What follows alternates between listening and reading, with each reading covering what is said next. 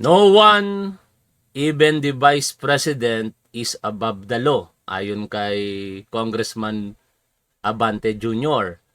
Paano naman kaya kung Ambassador of God, above the law ba? Siyempre, hindi rin. Sino ba yung nagpapakilalang Ambassador of God or Jesus Christ? Ito pong si Alan Peter Cayetano. Lagi po itong nagsasalita ng mga salita ng Diyos sa kanyang vlog. Parang vlogger talaga ang datingan eh, no? Live streamer itong si Alan Peter Cayetano eh. At kaugnay nga po ng mga live selling niya na yan, sinabi niya, may bala din daw po siya sa mga tumitira sa kanya. Yan po ay kanyang sinambit nung nakaraang Saturday sa kanyang live streaming. Alam naman natin kung sino po yung bumabanat sa kanya ngayon. Ang nakikita po natin dito sa ating screen na si Senator Ping Lacson. Pero may katotohanan kaya ang sinasabi ni Alan Peter Cayetano na meron din siyang hawak na alas dito kay Ping Lacson? Kasi alam niyo kung ang pagbabasihan po natin, ang kasaysayan, itong mga tao na ito kapag ka merong ebidensyang hawak sa kanilang mga kritiko, agad po nilang nilalabas. Pero bakit itong si Cayetano ngayon, hanggang salita lamang, samantala si Senator Ping Lacson, kaliwat kanan na po ang kanyang mga naging pahayag at kakibat noon, ang mga ebidensya na di umano'y meron pong katiwalian itong si Alan Peter Cayetano. Bago tayo pumunta dyan, may nakakuha po ng kakampi ngayon itong si Cayetano. Tinawag po siyang bro. Mukhang dapat ang tawag sis ah. Sabi ni Ramon Tulfo kasi bading itong si Alan Peter Cayetano. Ewan ko kung totoo. Kaya dapat, hello sis, hindi po hello bro. Alam nyo ba kung sino yung tinutukoy ko? Yung pugante na may kasong qualified human trafficking dito sa Pilipinas na ngayon nasa Austria pa rin. Hindi pa rin po nahuhuli ng ating gobyerno. Si Harry Roque. Sabi niya, hello bro. Parang lalaking-lalaki dating nung sa bagay, magkapatid sa pananampalataya tong dalawa na ito eh. Unfortunately, pares po silang born again Christian eh. Ay, nako. Brother and sister, mga kapatid po natin sila. Ano? Ewan ko lang kung makatotohanan talaga. Si Harry Roque sa aking pagkakaalam, Christian din ito eh. Si Alan Peter Cayetano, Christian din. Born again Christian, ano? Pero hindi naman lahat kasi ng born again Christian makatotohanan na talagang sumusunod sa salita ng Diyos. Ang dami pong mga nagbabanal-banalan lamang. Hindi lang naman sa born again Christian, kung hindi sa iba't ibang larangan ng relihiyon. Sabi ni Harry Roque dito, hello bro, hang in there and keep on fighting the good fight. Saan banda? No? Call me when able. Hanep, nakakuha ng kakampi. Itong si Alan Peter Cayetano. Nag-iwan ng komento si Attorney Harry Roque sa isinagawang Facebook Live ni Senator Alan Peter Cayetano kahapon, August 2, 2026. Binati ni Roque si Cayetano sa patuloy nitong paglalaban. Ngay nako. Pero, ano ba yung sinasabing bala? Hindi natin alam eh. Sana ilabas na nitong si Senator Alan Peter Cayetano para once and for all malaman natin kung meron din bang katiwalian itong si Senator Ping Lacson. Ito yung maganda ngayon eh, no? Sa kabila ng mga bangayan ng mga senador na ito, nagkakahalongkatan ng baho. Kaya yung may baho sigurado sisingaw. Pero kung wala namang tinatago ang isa, sigurado sa huli malalaman din po natin yon at siya ay magiging kahanga-hanga. Pakinggan po natin ang balita kaugnay po ng bala na sinasabi na yan ni Alan Peter Cayetano. Labasan na ba ng alas? Matapos ako sa hangbay kinalaman sa umano'y Taguig Ghost Projects, may babala si Senador Alan Peter Cayetano sa mga tumitira sa kanya. Nagbabalik si Dexter Ganibe para sa detalye. Rumesbak muli si Senate Minority Leader Alan Peter Cayetano sa mga pinakahuling banat sa kanya ni Senator Ping Lacson. Sa kanyang FB Live nitong Sabado, sinabi ni Cayetano na may bala rin siya laban sa mga tumatarget sa kanya. Let me assure you guys, di ba, whether we're talking about Senator Lacson o yung ibang nabanggit ko dati, yan, may hawak din tayo pero sa tamang lugar at panahon at Kailan? Saan? Saan yung tamang lugar? Kailan yung tamang panahon? Naknang teteng na yan. Kung talagang kayo ay laban sa korupsyon, ngayon na yan. Wag mo nang patagalin pa. Hihintayin mo pang manalo si Sara Duterte sa 2028 kung makakatakbo siya sa pagka-presidente? Saka nyo ilalabas? Sasayangin nyo yung 2 taon? Imbis na yung mga sinasabi mong korap, hindi na makakapaglingkod pa sa bayan at wala nang posibilidad pang magnakaw pa. Kaya ang hirap paniwalaan mga tol kung meron kang alas na hawak, kung meron kang bala laban sa mga kritiko mo, ilabas mo na ngayon, Alan Peter Cayetano. Wag mo nang patagalin pa.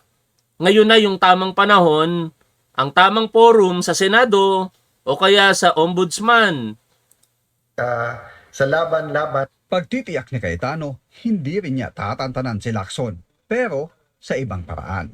Dahil naniniwala raw siya na babalik rin sa dati ang kapwa-senador na ipinaglalaban ng katotohanan at hindi nagpapagamit kanino man. May iba tayong politiko, including Senator Lacson, gustong-gusto natin dati, maaari ngayong hindi. Pero may pag-asa parate, baka bumalik siya. Gusto mo dati. Kasi okay pa kayo. Hindi pa na lalantad yung mga sinasabing akusasyon sa iyo ni Senator Ping Lacson. Ngayong nilantad ni Senator Lacson, ayaw mo na sa kanya. Kami gusto pa rin namin siya. No? Kaya wag mo kaming idamay. Kung ayaw mo na kay Senator Ping Lacson, sabihin mo na ikaw lang. Hindi yung ayaw na natin. Kung nang teteng na yan. Senator Alan Peter Cayetano, kung talagang ikaw ay ambassador of Jesus Christ, kung ikaw talaga ay naglilingkod ng tapat sa bansa at sa ating mga kababayang Pilipino, wag mo nang patagalin yan. Ilabas mo na ang lahat ng mga ebidensyang sinasabi mo para once and for all pag-usapan na rin sa publiko. Total, ganun din yung nangyayari sa iyo ngayon . Di ba, natatrial by publicity ka? Imposible naman na hindi nyo rin ginugusto yan. Na kung meron kang hawak sa kanila, hindi rin matrial by publicity. Ganun na ganun ang ginagawa ng mga kasamahan mo sa ating Pangulo, sa mga tinuturo ng mga peking witness. At mamaya mga tol, day 11 ng impeachment trial po ni Sara Duterte. Maisingit ko lamang. Kaya after this news, itong 2 balita na atin pong papanoorin at nire-reaksyonan, kaugnay nitong bangayan ng 2 senador na si Lacson at saka ni Cayetano, papanoorin at re-reaksyonan din po natin yung naging programa ni Nadine Mel Santamaria at Attorney Jen Reyes. Patuloy po muna natin itong pakinggan ang balita. Siya sa dati niyang for the truth fighting stance, di ba? So let's not give up on people because God did not give up on us, di ba? Una nang sinabi ni Lacson na ang kalakaran sa Taguig City ay virtual. Pag nagsasalita yung ibang mga pastor o ibang mga individual ng salita ng Diyos, hindi man ako natatawa . No? In fact, parang nakakaramdam pa ako ng blessing, no? Na nakikita ko sa mga tao na yon ang kabutihan ng Diyos at yung kanilang mga sinasabi ay nakaka-touch talaga sa buhay ko, no? Pero pag itong si Alan Peter Cayetano mga tol ang nagsasalita ng salita ng Diyos, hirap na hirap akong paniwalaan. Yung sinasabi niyang mga kataga, mga letra na nagmula sa Biblia, kapani-paniwala. Pero pag siya na yung nagbibigkas, iba na yung nararamdaman ko . Pakiramdam ko, nakakakita ako ng isang sinungaling na tao. No? Ewan ko kung ganun din yung nararamdaman ninyo, mga tol. Pero syempre, sa mga DDS, banal na banal ang tingin nila. Dito kay Alan Peter Cayetano, biruin mo, napakamakadiyos, matuwid. Pero ang tanong, totoo kaya ang sinasabi ni Senator Lacson na siya'y kurap Hindi man direktang sinabi ni Senator Lacson yung katagang korap, pero siya yung tinuturo ng mga ebidensya. Actually controlled umano ng iisang tao. Inilahad din ni Lacson na ang binanggit niyang 33% na kickback ay nahati sa 4, kung saan 10% niya ay para sa principal, 2% ang for the boys, 6% naman sa Bids and Awards Committee, habang ang nalalabing 15% ay para umano kay dating DPWH Secretary Manuel Bonoan. Sa lakihan niya ng kickback scheme sa Taguig, na uuwi sa overlapping at ghost o substandard ang ilang proyekto para makabawi ang kontratista. Pero sabi ni Cayetano, valid pa rin ang imbitasyon niya kay Lacson at sa kanyang staff na personal na bisitahin ang Taguig, dahil iba raw kasi kung sa papel at pictures lang binabase ang lahat, kumpara kung personal na makikita ang mga proyekto sa kanyang lungsod. Para sa Agenda Weekend, Dexter Garibe, Yan Bilyonak.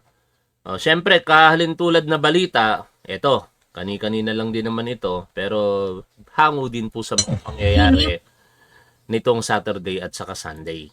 Muk ni Senate Minority Leader Alan Peter Cayetano si Senator Panfilo Ping Lacson na personal na magtungo sa Taguig City upang makitang direkta ang mga proyekto sa halip na umasa lamang sa mga dokumento at litrato. Ang imbitasyon ay matapos ibunyag ni Senator Lacson na batay umano sa hindi bababa sa 5 case studies ng kanyang grupo.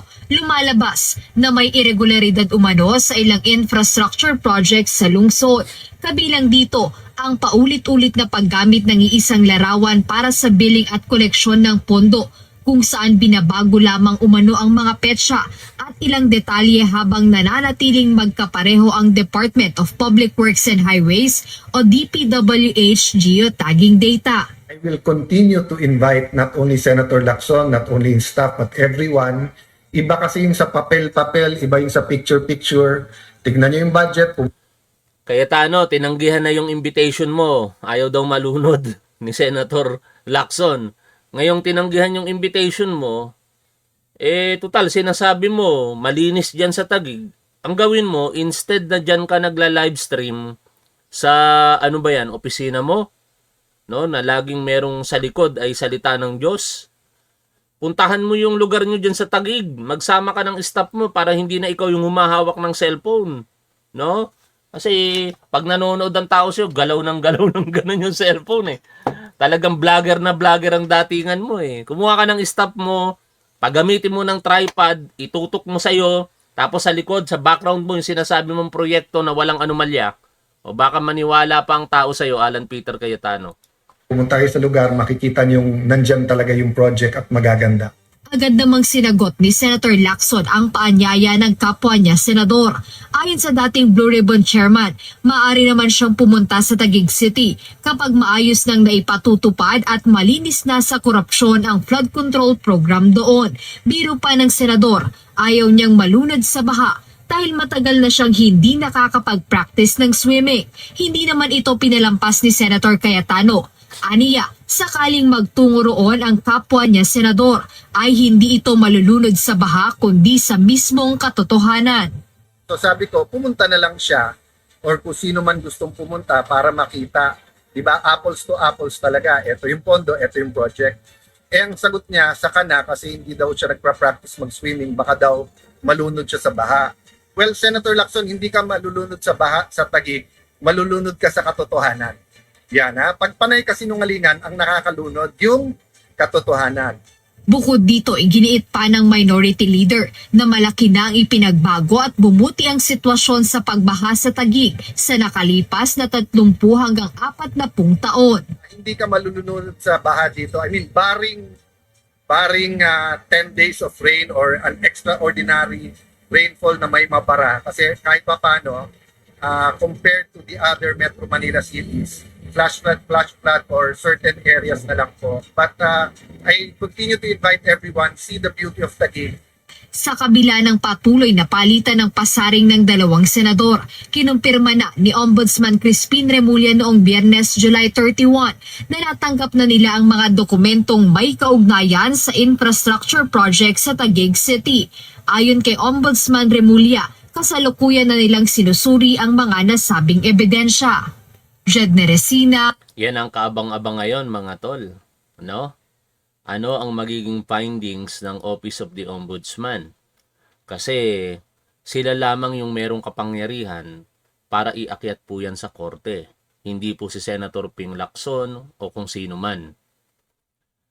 Kung sakali nakakitaan po yan ng ombudsman ng tinatawag na prima facie, ayun ba yung pronunciation? Iba-iba kasi yung naririnig kong pronunciation ng prima facie, prima facie, no? Of evidence with reasonable certainty of conviction, sigurado, plunder po yan. At katulad ng mga nakakulong na ngayon dyan sa BJMP, wala pong piyansang rekomendado dyan. Ngunit, hindi naman yun tinatanggal sa kanila na mag-file pa rin ng petition for bail. In fact, naging successful ang petition dyan nitong si Bong Revilla, kaya ngayon pansamantalang malaya. Pero hindi po yun nagustuhan ni Ombudsman Boyong Remulla at sabi niya nga po, tinatrabaho na daw yun. Kaya ganun ang naging resulta. At dahil doon, kakausapin daw po ni Ombudsman ang Chief Justice para maremedyohan. Napanood ko kahapon sa vlog ni Attorney Ence Recto na pwede palang maglabas ng guidelines ang Korte Suprema kaugnay ng mga pagbibigay ng piyansa sa mga ganyang sitwasyon. No? Although discretionary kasi talaga yan sa korte, pero kung merong utos mula po sa higher court at ito yung panuntunan, baka kahit paano maiwas-iwasan yung mga ganong sitwasyon na sinasabi nga nung isa, chairman pa ito nung 3rd Division, na malakas ang ebidensya laban po kay Bong Revilla. Pero mukhang binaliwala po nung dalawang kasamahang niyang huwes diyan po sa Sandigan Bayan. Anyway, ang mga yan ay patuloy nating tututukan sa mga darating po na araw kasama ngayon dahil sigurado meron na naman banat itong si Senator Ping Lacson dito po kay Alan Peter Cayetano. Araw-araw niya pong ginagawa yan. Para siyang si namayapang Mike Enriquez. Hindi nananantan. Hindi niya tinatantanan itong si Alan Peter Cayetano. Kaya dako po tayo ngayon sa impeachment trial nitong si Sara Duterte. At maganda po yung naging talakayan kagabi. Hiramin natin yung kanilang ideas at saka video tungkol po sa Article 1 about 612 million impeachment charge kaugnay po nga ng articles of impeachment laban kay Sara Duterte.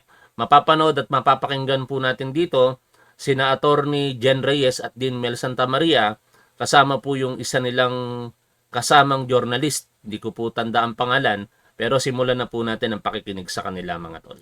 Maganda po ang ating pag-uusapan sapagkat po sa impeachment proceeding nasa Article 1 na sila. Yes. Diba? Nasa Article 1 na sila. Ito po yung usapin ng Alleged systemic misuse. misappropriation, malversation ng humigit kumulang 612 million pesos na salapi ng bayan na dapat nasa DepEd Oo. at saka nasa Office of the OVP. Vice President. Ano po ang nangyari? Ayan. So pag-uusapan po natin 'yan kung ano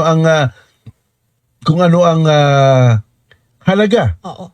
significance nung nangyari nung last hearing. Di At ba? yung mga pwedeng mangyari. Tumor. Gusto ko sanang bilisan yung pagsasalita nila.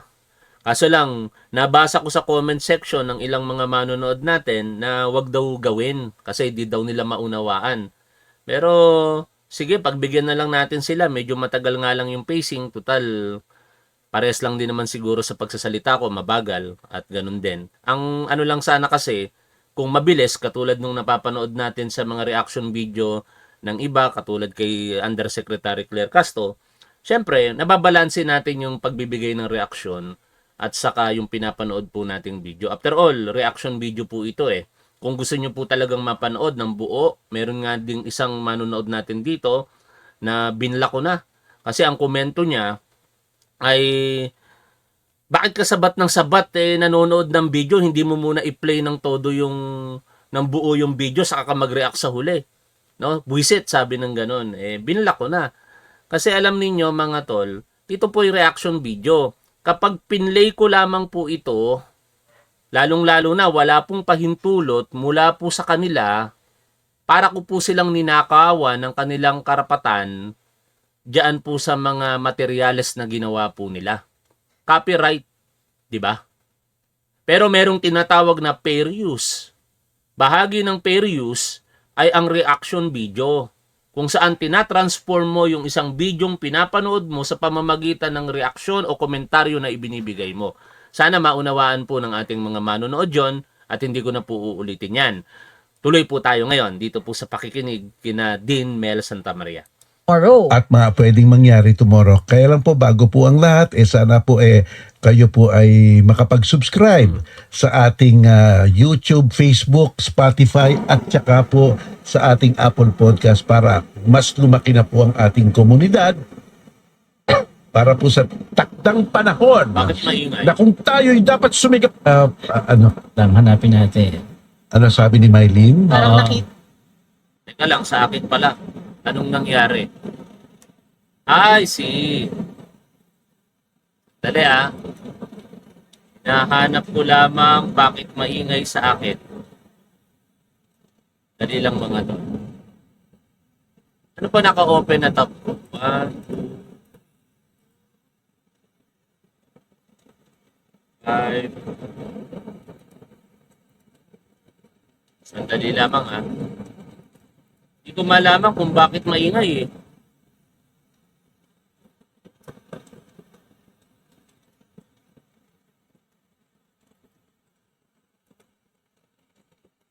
Wala naman, nakabukas na Yung laban ni Alex Ayala, naka-open sa akin, hindi ko mawari. Yan, naririnig niyo yung ulan, mga tol. Sa tournament yan Hindi ko mawari bakit ayun. Kaya pala, naka-open pala ako sa tab. Anyways, okay na siguro tayo, no? Ayos ko na. Balik nga tayo dito. Yan. Nawala tuloy ako dun sa pinapakinggan natin. Magbati sa ating Hello mga po. kababayan. Maganda po ang ating pag-uusapan Natin. sapagkat po, subscribe na sa channel to. Yeah. Lalong-lalo na mga Ready na ba tayo? Mga manggigigil. ah, Yan. Ready na yung mga yan. Actually, din mananong Yes po. ng articles of impeachment. Babasahin ko kung ano yung article. Itong pinag-uusapan nila Dean Mel Santamaria, mga tol, ito yung kaganapan ngayon sa impeachment trial ni Sara Duterte. Ang nakahain po kasi na tinatalakay sa impeachment court ngayon ay Article of Impeachment number 1. No? Confidential funds po ang tinutukoy doon. Yung grave threat, nag-fall po yon sa Impeachment Articles 4. Tapos na po doon ang presentasyon ng prosecution. Kaya ngayon, yung confidential funds naman ang nagbibigay ng mga ebidensya ang prosecution. Tapos susunod diyan yung 2, 3. Pero bakit ganun po yung sitwasyon? Kasi sabi po dito sa impeachment court, tatapusin muna lahat ng articles of impeachment sa parte ng prosecution. Tapos pag natapos na yon, yung depensa naman po ang magpe-present ng kanilang ebidensya. And after that, saka na po natin malalaman kung ano ang magiging paghuhusga ng impeachment court. Ngunit babalik ako doon sa lagi kong sinasabi, ang hangad ko na lamang dito sa impeachment trial na ito, mga tol, makita yung mga ebidensya. Kasi naniniwala ako, I'm sorry, na hindi sasapat talaga ang bilang para i-convict si Sara Duterte. Lalong-lalo na 2 senador na ang nakakulong. Si Jingoy Estrada, si Rodante Marcoleta, automatic ang magiging boto niyan, dahil hindi nga sila makakaboto, ay acquittal na. No? Kung hindi mababago yung sinasabing 16 na bilang para i-convict si Sara Duterte. Dadagdagan pa natin yung 2 ng isang nagtatago ngayon na si Bato de la Rosa. O hindi naman susulpot na yan para sa impeachment ni Sara. 3 na. Ika-4, itong si Robin Padilla na alam naman natin talaga na dumidepensa kay Sara Duterte, parang nagiging abogado kapag siya'y tumitindig diyan po sa impeachment court. Inaatake niya pa ang kredibilidad ng testigo ng prosecution. Si Alan at saka si Pia Cayetano, 7 na sila, ganun din. No? Idagdag pa natin si Amy Marcos. O di ilan lahat? 8. 'Di ba? Tama ba?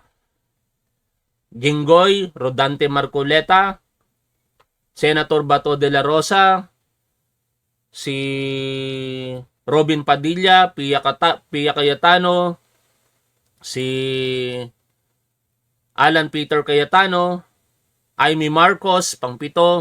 O, hindi pala. Meron pang 2, si Camille at saka si Mark Villar. No? Etong 2 lang talaga ang pag-asa sa totoo lang mga tol para makonvict si Sara Duterte. Bumaligtad si Camille at saka si Mark Villar. Pero mukhang hindi mangyayari. No? Parang malabong babaligtad ang magkapatid na ito dahil alam naman natin kung ano talaga yung kanilang pagsuporta sa mga Duterte.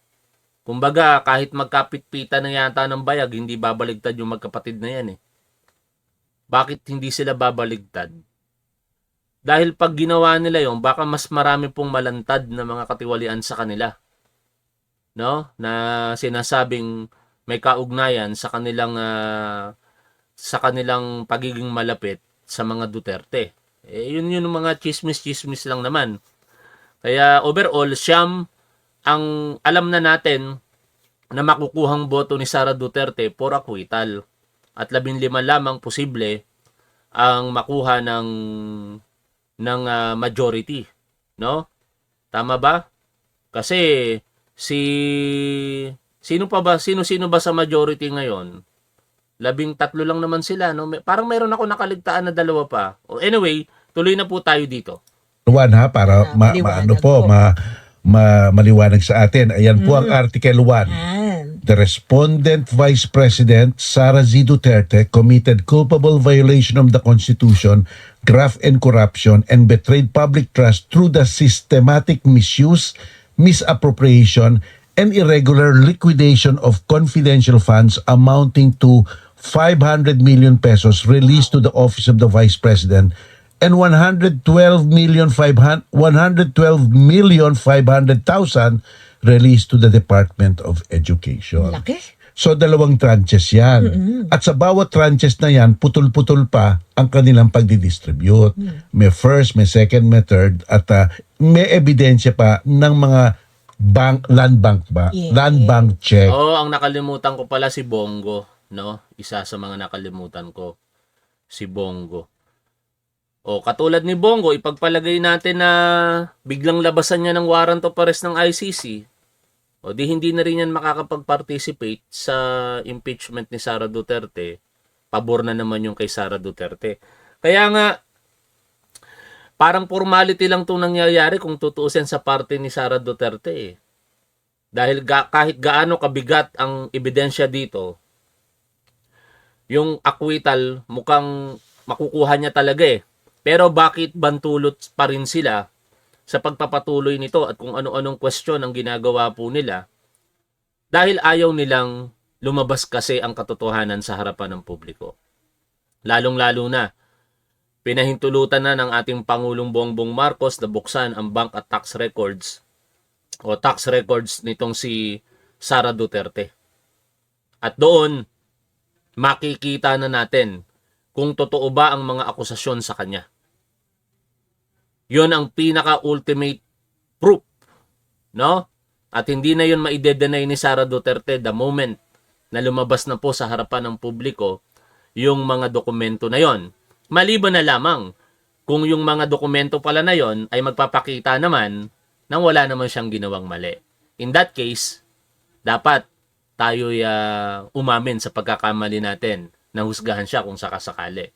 Kasi basically, tayong mga kritiko ni Sara Duterte, hinusgahan na natin siya. Di ba mga tol?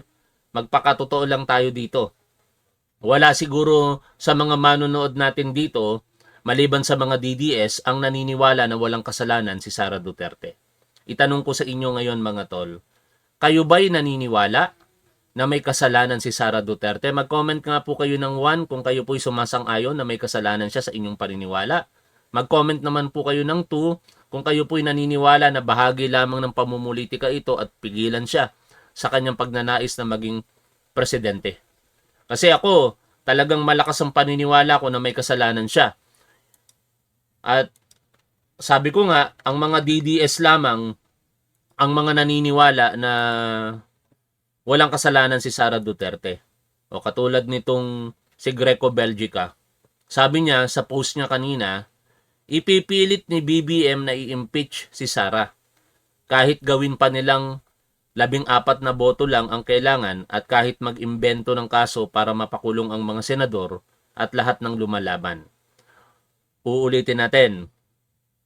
Pag naipakulong ang lahat ng senador na lumalaban di umano, pabor pa rin yung kay Sara Duterte, Greco Belgica. Pag nakulong itong 9 na senador na binanggit natin kanina, pabor pa rin yun kay Sara Duterte. Acquitted siya. Paano may impeach si Sara Duterte? No? Kaya hindi po yun basehan.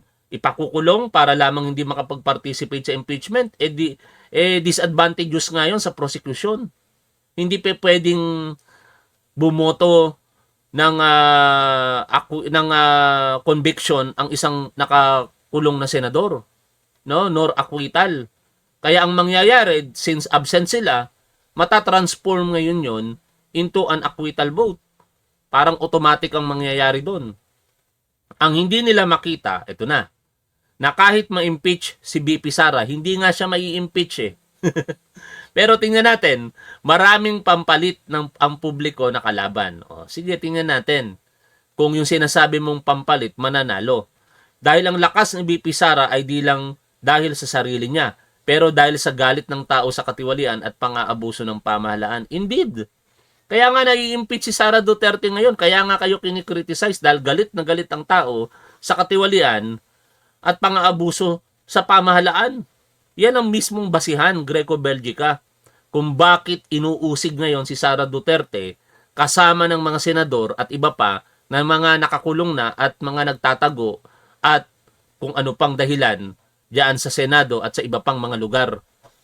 Balik tayo dito po sa pakikinig kina Dean Mel Santamaria. So ayan, so kung natatandaan mo, Jen, Andrew, ano ang buod ng testimonya nung dalawang empleyado na mataas ng Land Bank na I think retired na ngayon, patungkol dito sa una, yung 500 million at pangalawa, 112,500,000. Kasi mukhang identical yung sabihin na nating modus operandi. Yes po. So anong buod nung nangyari? Yung pinakabuod nun din, no? If I can recall it correctly, sinabi nung mga taga-Land Bank mismo na cash na nailabas yung mga pera na ito. So, hindi electronic digital transfer. Oo. Hindi manager's check. Hindi cashier's check. Kung hindi physical cash as in papel. Opo, at nilagay di umano sa mga gym bags, di ba? Or duffel bags na tinatawag. Sabi nga nila, in cold cash. Ano? At napaka-unusual daw po. No? Napakahalaga ng salitang unusual kasi mamaya pupuntuhan nila Dean Mel Santamaria yun eh. Na may critics kasi sila dito kay presiding officer Chis Escudero, though overall magaling siya, nagagawa niya ng tama yung kanyang pagpe-preside, pero sabi nga ni attorney Jen, mukhang lenient, no? Masyadong mapagbigay, mabait, lalong-lalo na sa kanyang mga kapwa senador na alam na pagka yung depensa o prosecution ang nagsasalita, more so kay Congresswoman Leila de Lima, nung ito'y nagmanifest, pinigilan niya dahil sabi niya conclusion of law daw. Pero nung nagsalita yung isang senador about unusual, sabi ni Dean Mel Santamaria, though it is not illegal, ay sabi ni Dean Mel Santamaria, ayun daw po ay conclusion of law na. Pero pinayagan pa rin daw nitong si Chis Escudero. Yun po yung ilan sa mga observation nila. Tuloy tayo sa pakikinig po dito. Ewan ko kasi kung mahagipan natin yun dahil ilang minuto lang naman na tayo. Tapos ito 2 oras po itong programa nila. Awa. O sa gym bag nilagay para kang may sako na puro pera. Nilagay nila yon. Sa backdoor pa nga dumaan. Doon sa Daw. isa, yung I think yun yung sa OVP. Yeah. Ano na, sa Department of Education. Education. So, yun. But So, the gist of it is cash ang lumabas sa land bank. lumabas ang cash na naghahalaga ng more or less 612 million Ay. pesos. Hindi ka ba nayayanig doon sa perang cash na iyon? Oh, nakakayanig din. Kayo po ba 100,000 nga lang po na cash, 'di ba? Pero sa aking pagkakatanda, parang ang testimonya pa lamang ay nakaugnay sa 125 million pesos mga tol. Wala pa doon sa 612.5 million pesos. I-correct niyo ako kung mali ang pagkakatanda ko. Sa aking napakinggan kasi, ang binabanggit ay 33 million, 33 million, parang ganun yung pagkakahati-hati. Hinati yung 125 million pesos sa 4 na bahagi at nilagay nga sa gym bags or duffel bags, yung sinasabi nitong si Attorney Jen Reyes. Ba? Talagang matatakot ka ng titingin ka na sa paglabas mo pa lang ng bangko. Ngayon ang tanong ko sa iyo, Jen, kasi nagkaroon ng pagtatalo doon. Hindi naman daw illegal. Unusual nga. Yan. Pero hindi naman illegal o hindi naman irregular. Oh. Anong punto mo doon? Ano comment mo doon sa parang simplistic view na yun? Mali yung simplistic view na yun. Bakit? Di. Bakit? Porque ganun ang nangyari, hindi naman irregular or hindi naman illegal. Kasi we're talking about public funds here din no? Kaya nga po usually ang procedure sa bangko, 'di ba? Kung magre-release yan ng pera, either check, 'di ba? Or electronic transfer. Yes. Ibig sabihin mo, dun sa mga secure channels for transmission. Because that will serve as the audit trail, 'di ba? Yun. Doon mo makikita kung saan mapupunta yung pera. Yes. Pero in this case, dahil cash Oo. ang nilabas mo, pinutol mo yung money trail or audit trail. yes, parang pinutol mo yung fiscal control. Oo. Yung the capacity to audit. Sa paniniwala ni Attorney Jen, mukhang mali, no? Yung sistema. At kung mali, illegal. Kaso lang, ano yung magiging pamantayan para sabihin illegal yon? Kung wala namang batas na nagbibigay ng parusa, nagsasabi na yun ay illegal at nagbibigay ng parusa. Kasi ang maraming point of view dyan ng mga katulad din ni Attorney Jen na abogado, wala daw po talagang illegal na nangyari doon po sa pag-withdraw. Ang punto na doon ay after po doon sa pag-withdraw kung paano po ginamit yung pera. Doon na natin hahanapin kung ano yung illegal. Pero pinupunto ngayon dito ni Attorney Jen na hindi daw tama yung simplistic tinawag niyang view na yon, ano? At mukhang dahil nga po pinutol yung trail, hindi na natin tuloy alam yung mangyayari. Yet, ito babalik ko doon sa sinabi ko.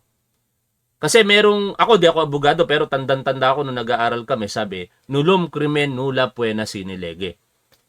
Salitang Latin po yun, ang ibig sabihin sa madaling pangunawa, kapag ka walang batas na nagpaparusa, walang dapat parusahan. Kung walang batas na nagsasabing mali ito, hindi dapat ito parusahan. 'Di ba?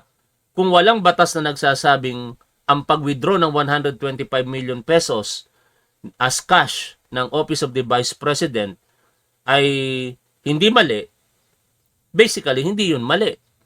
Anyway, pakinggan natin patuloy si Attorney Jen dito. Kung saan na nagpunta ang pera. Yes. Kasi kung ginicrash mo yan, mare-recover yan sa GCash eh. Mas-screenshot mo yan. May screenshot yan at saka makukuha mo pa yan. May Transaction statement yan. history yan. Transaction Reference history yan. number. Kung electronic digital transfer yan, siguro meron parang mga Nakasave e-commerce yan, yan. nakasave yan. May Di mga ba? Cheque. May mga Cheque. transaction number pa yan. Oo. Talagang well-documented May kapag paper online. trail. May paper trail. Ibig sabihin, merong auditing paper trail. Yes. Or auditing electronic trail na talagang makikita mo kung saan pumupunta ang pera. Tama. Pero dito, kinuha mo ng cash. Paglabas ng bangko niyan din, hindi na malalaman kung paano mo yan ginastos or kung saan yan mapupunta unless Ibig sabihin mo, when cash, physical money leaves the bank, the possibility of the cash money in the gym bank will now become from traceable to untraceable. yes, napakahirap ng i-trace niyan. And therefore, the only way to prove how it is spent is to show documentary proof of liquidation. Oo, yan yung mga liquidation reports. Yes. Na ang mag-i-issue dapat Yung departamento. si OVP, OVP.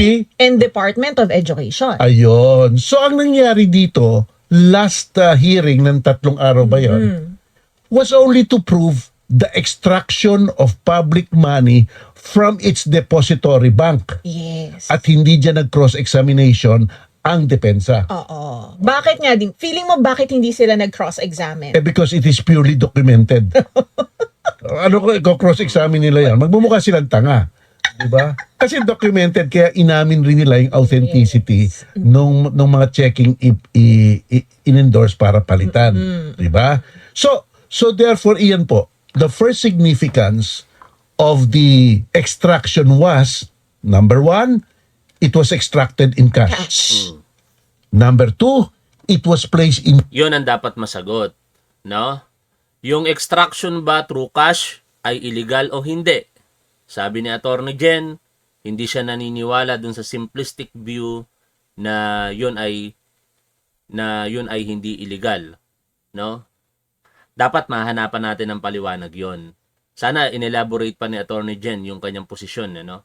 Bago sumunod dito sa tagpo. Kasi ang maraming naniniwala, even ang impeachment court, yun ang naging posisyon eh.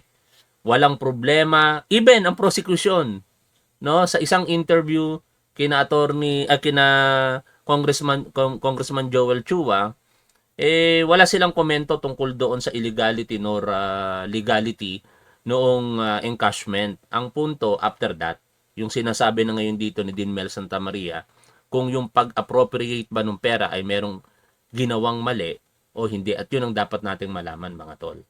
Kasi sa 125 million pesos na yan in cold cash, kung yan ay ginamit sa confidential funds, dapat maipapaliwanag yan ng maayos ng OBP. Pero ano yung kanilang mga naging dahilan? Nagbigay sila ng mga aliases, tapos ginamit nila sa mga hindi related confidential task. Kaya nga ang COA naglabas ng notice of disallowance with finality, di ba, na ipinababalik yung 70 million plus part of 125 million pesos na yan na confidential funds. gym bags. Number 3, because the extraction was in cash. At going to Ramil Madriaga, yun na ngayon ang ating malalaman kung totoo yun. No, kasi according kay Ramil Madriaga, yung 125 million pesos na yan ay in-spent ng OBP in just within 24 hours. No? At according sa kanya, dinala niya raw yan sa iba't ibang lugar at sa iba't ibang personalidad. Somewhere in Laguna, somewhere in Quezon City, somewhere in even sa Mega Mall nakapagdala sila sa parking area, no? Tapos meron pang mga binabanggit na iba pang mga lugar, even sa Office of the Ombudsman. It immediately cut off the opportunity for an audit trail. Yes. Di ba? And number 4, because it cut off the opportunity for audit trail, whether by document or electronic or evidence. digital, it gave us In that sense, mga tol, siguro para mas maiging tiyak tayo, sana maisip ng mga mambabatas ngayon na ang pondo ng gobyerno hindi dapat wini-withdraw in cold cash pagka ganyan ng kalaki. No? Pero, paano naman kapag confidential at intelligence funds talaga ang involved? O yun ang isa sa mga yung regular na ahensya katulad ng Office of the President, meron niyang malaking confidential at intelligence funds. Yung mga law enforcement agency natin. Kasi dito sa OBP at saka sa DepEd, napaka-unusual mga tol eh. No? Dahil nga ang OBP sa mga nakalipas na panahon hindi umaabot po ng kahit 10 million nga lang ang confidential funds nila, di ba? Kay Leni Robredo wala yata. Sa dating vice presidente na si